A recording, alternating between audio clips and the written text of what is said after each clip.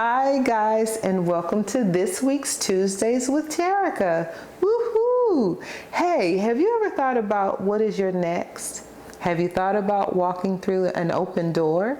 Well, I want you to stick around. I'm going to be speaking with Dr. Kevin Harris of Victory Tabernacle Church of Deliverance from Richmond, Virginia. Wonderful nuggets of information. I think you're going to enjoy.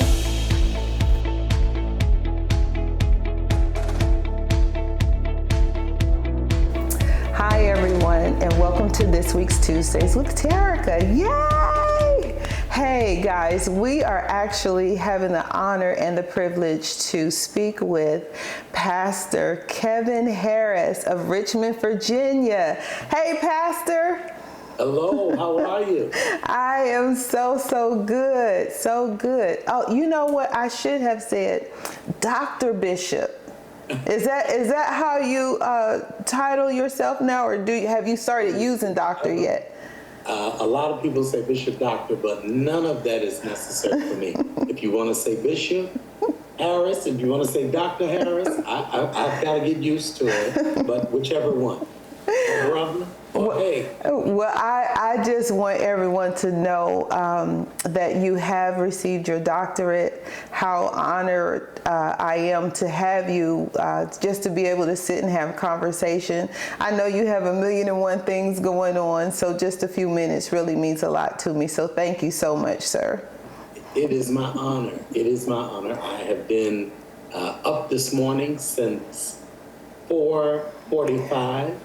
And I hit the ground running, and so now I am here with you, and it is my distinct honor, privilege.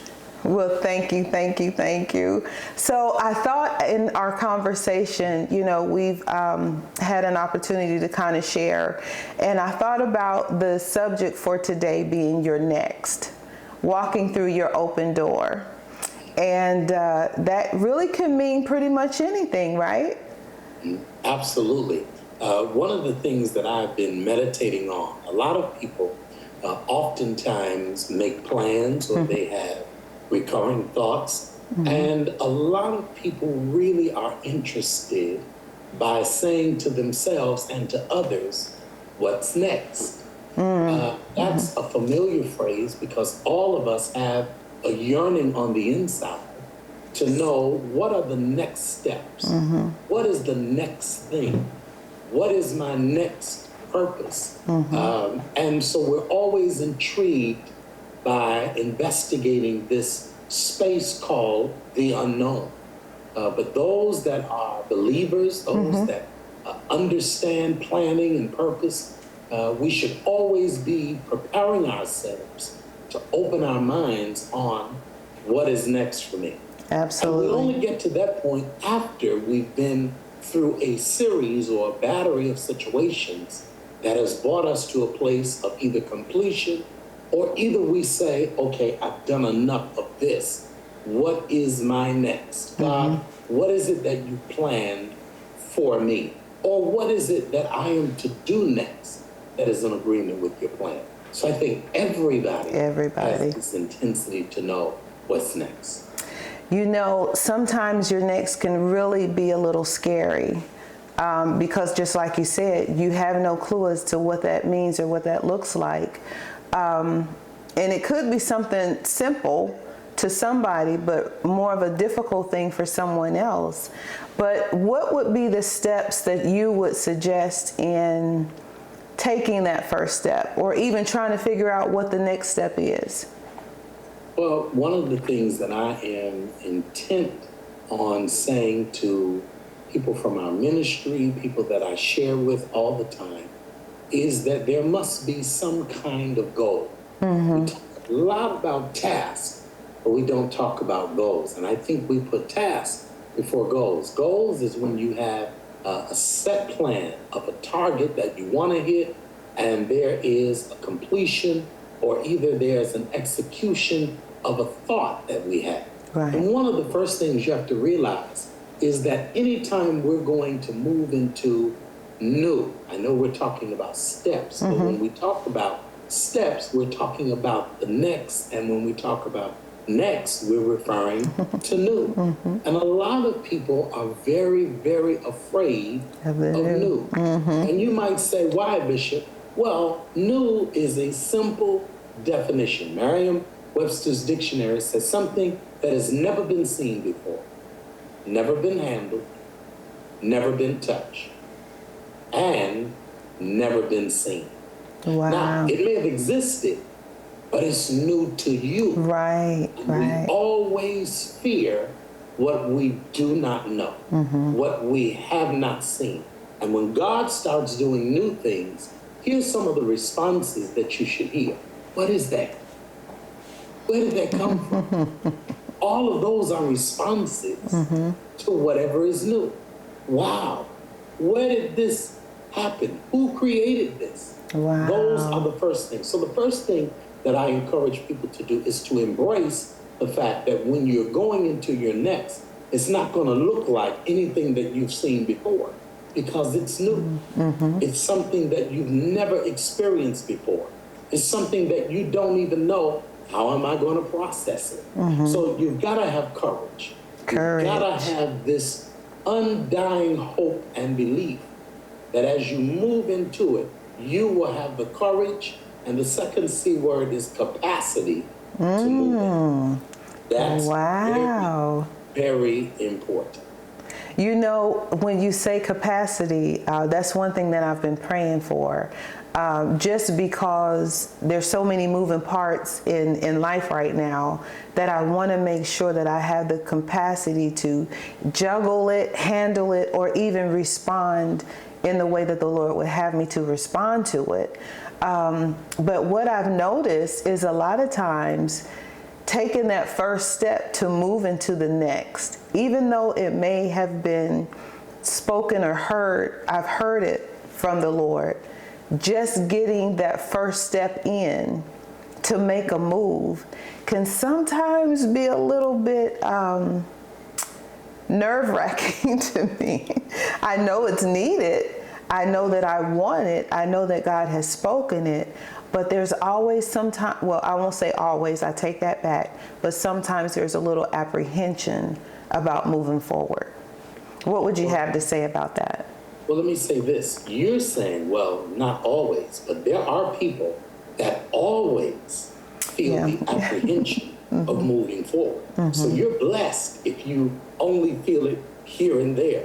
But there are people who are always feeling the apprehension of moving into next because they've never been this way before. I don't know if you're familiar with the text where God tells Joshua, go this way because the way that I'm carrying you, you have never been before. And in order for us to have capacity, that means that we have to allow God to stretch us. And let me tell you what stretching looks like.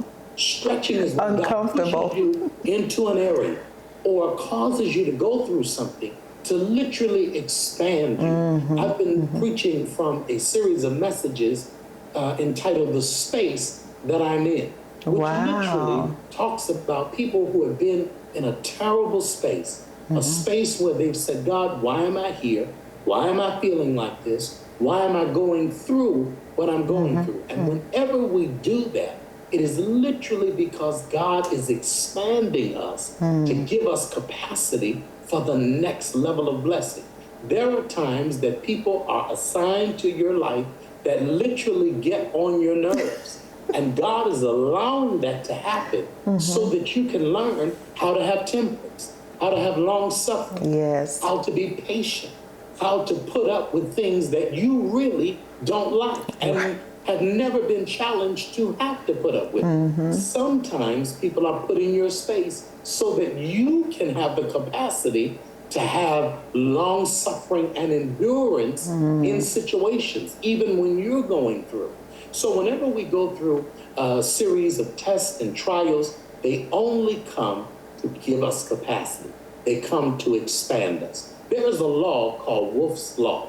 A lot of people that work in the orthopedic field that deal with injuries of the bone and of the leg, Wolff's Law says this: if not broken, if the bone is not broken and it endures stress, when that stress has ended, the bone is stronger.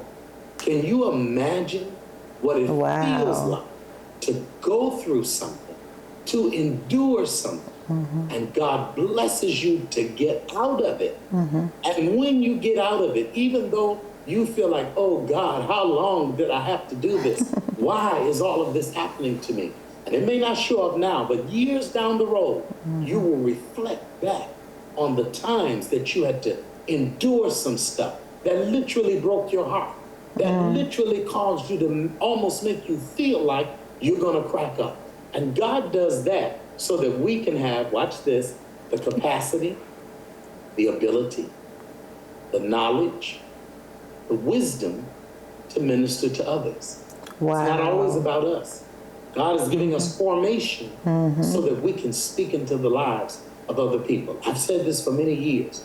There are people who go through something and they will go through it for years. And then God allows you to come out of it and talk to one person and they'll be delivered in 5 minutes. Wow. Isn't that amazing? It is. You know, when you are saying that, you know, we're going through, sometimes we're having to go through for the benefit of someone else, you know, sometimes I wonder though, are we our biggest hindrance in some situations? And even being able to, how we flow and how we maneuver for us to be in a position where we have to remain there.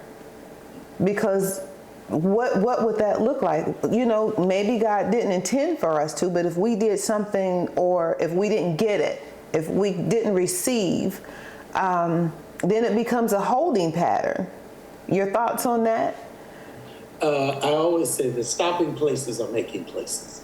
When you're in a place of momentum, when you're moving, when you're going, sometimes even when we do stuff to totally mess it up and we're at a standstill, stopping places are always making places. It's in the place where you stop that God begins to chisel, develop, he etches you, he curates you, he transitions you, he puts you sometimes in isolation, which means the process of isolate, which means to be alone or by yourself. A lot of people don't understand that when God really is building you and calling you to greatness, sometimes he removes the leaning post. And what is that? Sometimes it's family.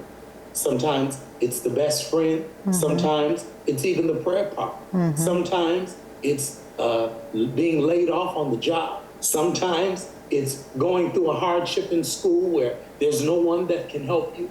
Those points of isolation brings to us a greater sense of strength. So when we stop, we really learn. That's how God builds us. That's how he creates a wonderful product. Look at the caterpillar. It crawls into a death chamber, if you will, that they create. They literally die. They stop breathing.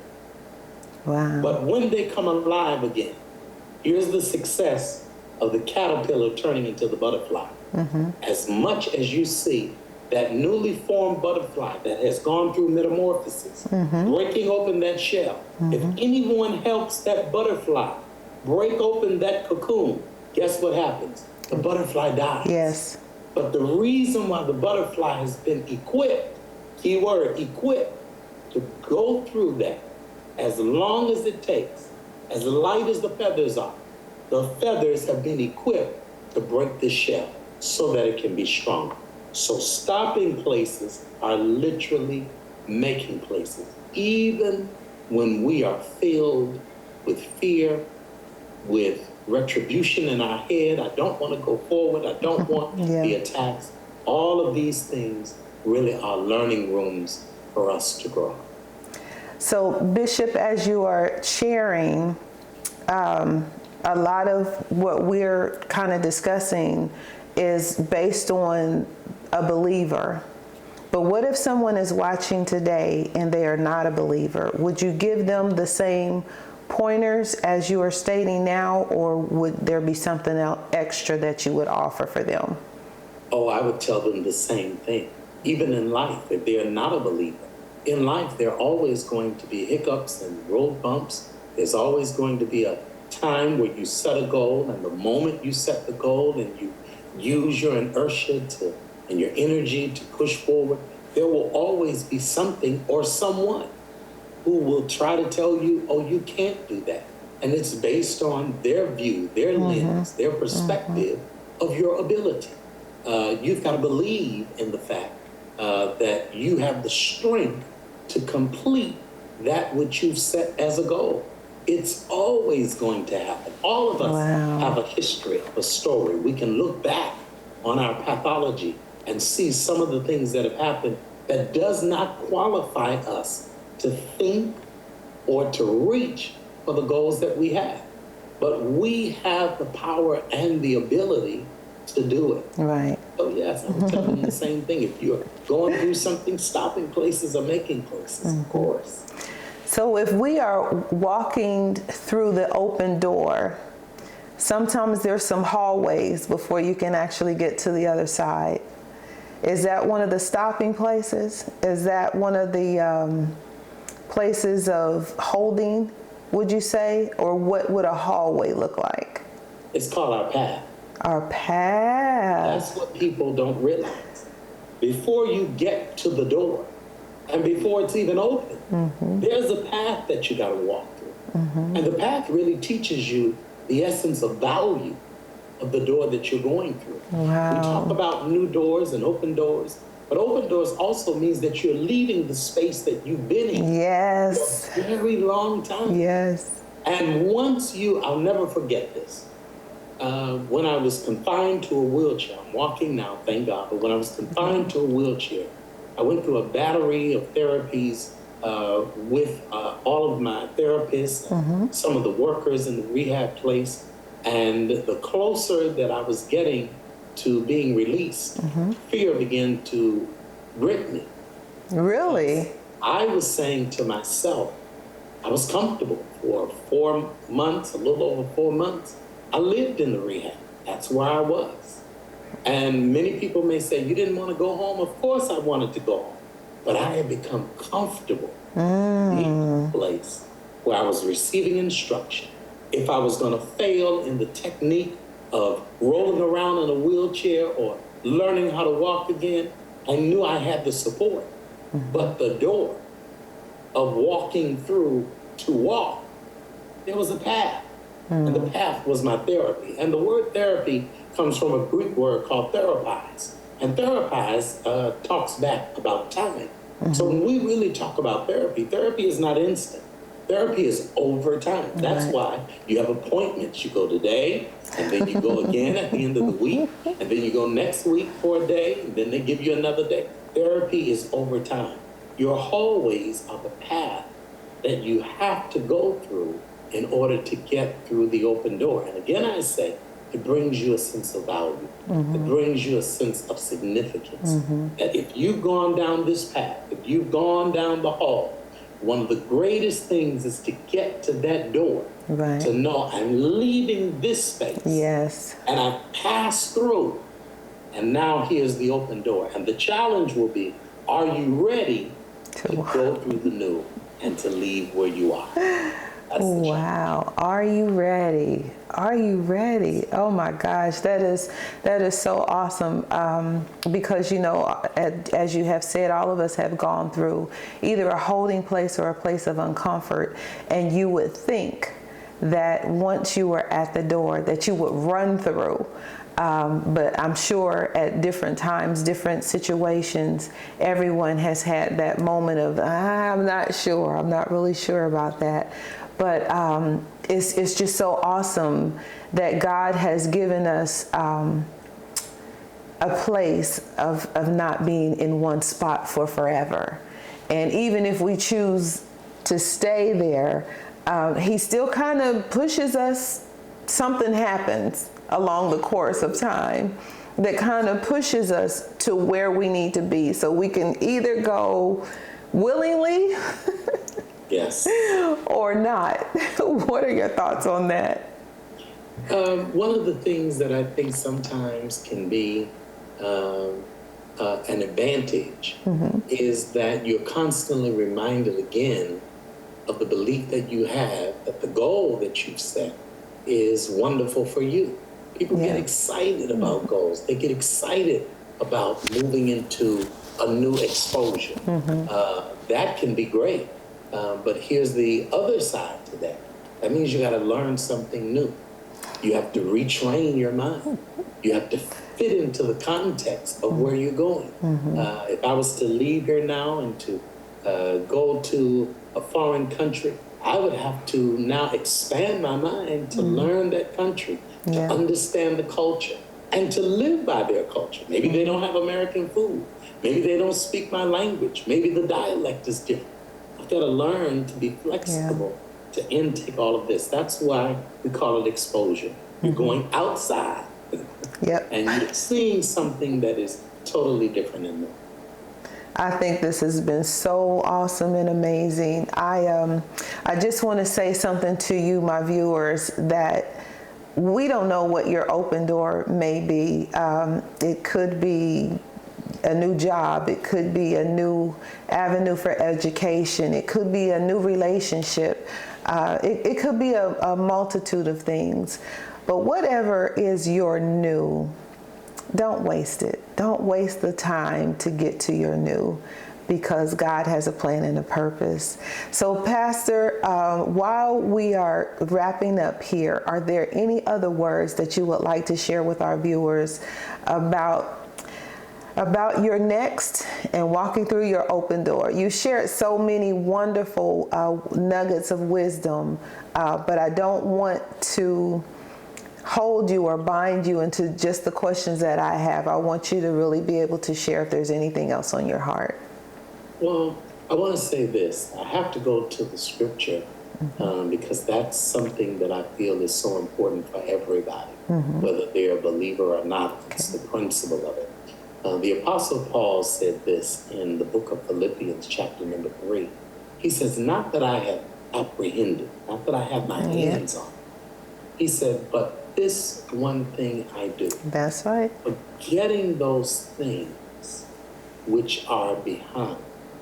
And I'm reaching for, you're next, I'm reaching for those things that are in front of me. And so I want to tell everybody, receive the challenge of being pushed into your next, being pushed out of the room that you're in that may have brought you sadness, that may have brought you complacency, that may have put you in a place of hardship, and get ready to expand yourself into a brand new space. All of us have been given an open door.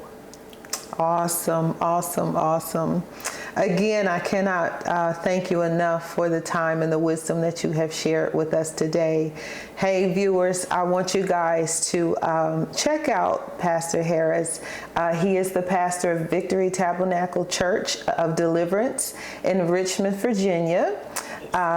He is the pastor, and of course I just shared again that he has just gotten his doctorate. And again, Pastor, we're just so excited for you and all that you are doing over there. But I want everyone to leave with one more thing. God loves you. He cares so much for you. He does not want you to be stagnant in anything that you're doing. He wants you to grow and to prosper and to be the best that he created you to be. And if you need help along your journey and trying to figure it all out, contact someone that has some wisdom and who is filled with the Spirit of God so that they can help pray with you so that you will make the decisions that are right for your life. And if you're not sure whether or not you're a believer, if you're not sure if salvation is what you're wanting, that's okay too. My God is here and waiting whenever you're ready. Bishop Harris, thank you so much again. I appreciate you. I hope you have a wonderful week, sir. Thank you. And we'll talk soon. For those of you who are tuning in, thank you again for watching. I'm Terica Talbert. I'm with Century 21 Blackwell and Company, and I sponsored today's episode. Enjoy your week.